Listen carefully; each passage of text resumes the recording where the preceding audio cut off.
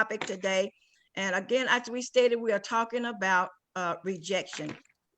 And we know that rejection is it's a spirit.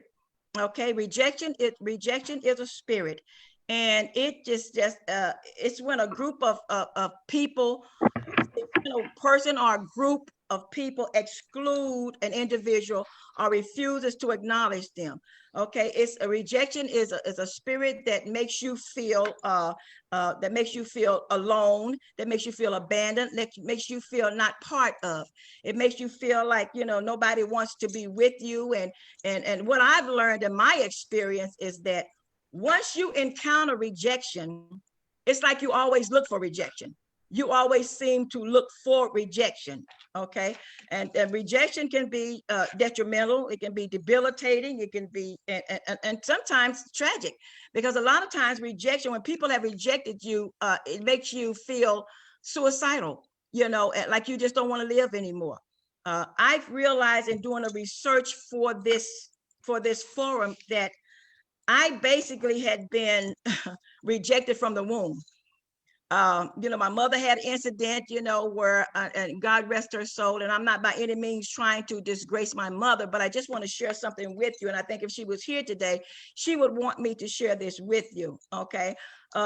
She was she had an affair, and, she was with a husband that was having an affair. So I had two parents that were both having affairs.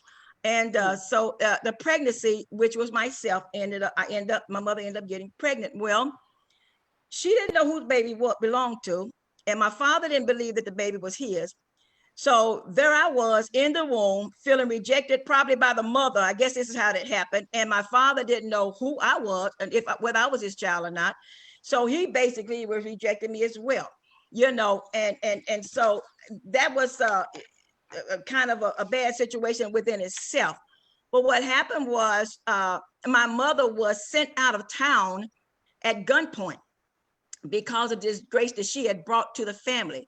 So she was basically put out of town, ran out of town by gunpoint by the sisters of my father.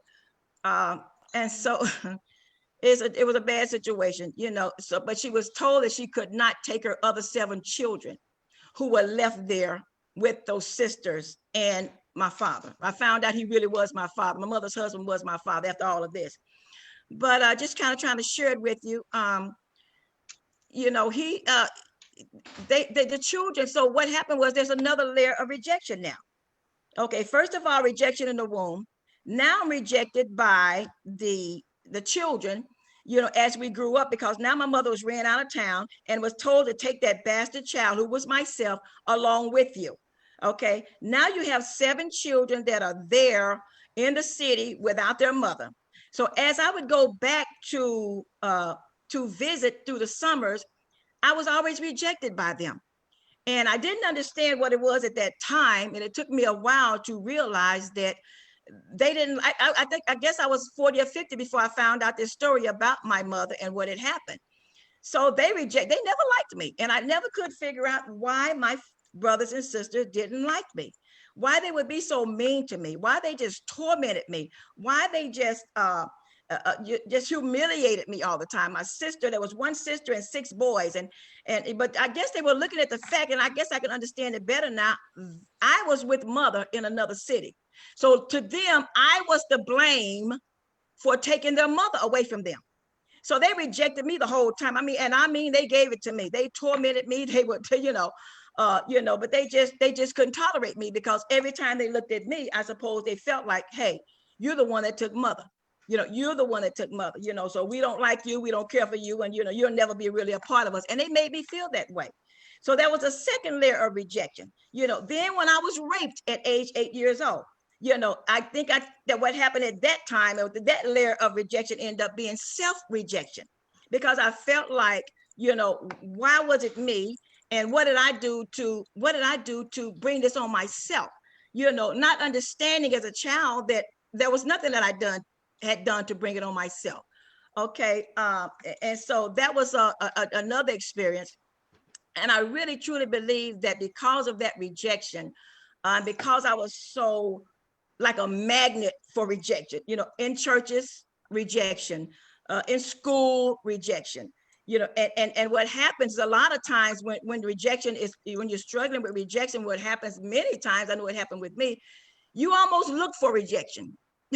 You almost look to be rejected, and it seems like to me you just become a magnet for rejection. It's like everybody in the world that can reject you comes along into your life. So I was dealing with all of that, dear friends that I loved, something would always happen, and then the rejection would come in and I felt rejected from that.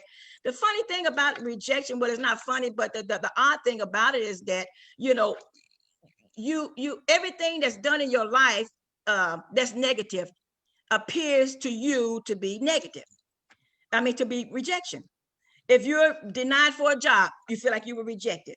If you have a boyfriend and he decides, he wants to move to another city and they're moving to another city, it could be something like that where they're moving to another city and he can't help it, but you will take that as rejection. Okay. Anything, any negative, any denial, any type of denial. If I made a bad grade at school, I felt rejected. If the teacher didn't call my name, I felt rejected. If you're not, what this thing does, this spirit, it's really to tear you down, to bring you down, to beat you down, to really to destroy your anointing and to destroy your place in God and to destroy your destiny. That's the ultimate goal of rejection, is just the dark. I'm talking about because there is some rejection that you can use for good, and we'll talk about that a little bit later. But this darker side of it, it's basically just to take you out, because anytime you keep getting rejected over and over and over, you don't know what the problem is. You don't know what's wrong with you. You're trying to figure it out, and people don't know what's wrong with you. All you know is you don't feel worthy. Your self-esteem is low.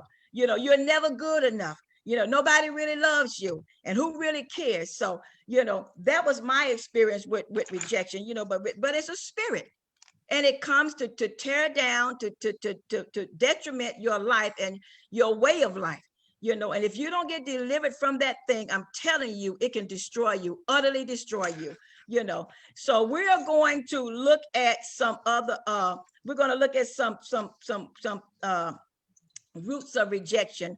And I'm going to ask the ladies to talk about that, and so we're going to start off with Evangelist Sandra Laurel, and she from Jacksonville, and she is going to let us, she's going to talk about unwanted pregnancies, another aspect. And all the ladies are going to be talking about the different aspects of rejection, because there's a lot, and we're not going to be able to cover them all. Okay, but we're just going to probably tap the surface to this, but I did want to read this little bit right quick. This is a writer, and I haven't gotten this book, but I believe Evangelist Sandra had gotten this guy's book, and his name is Daniel Dratibi.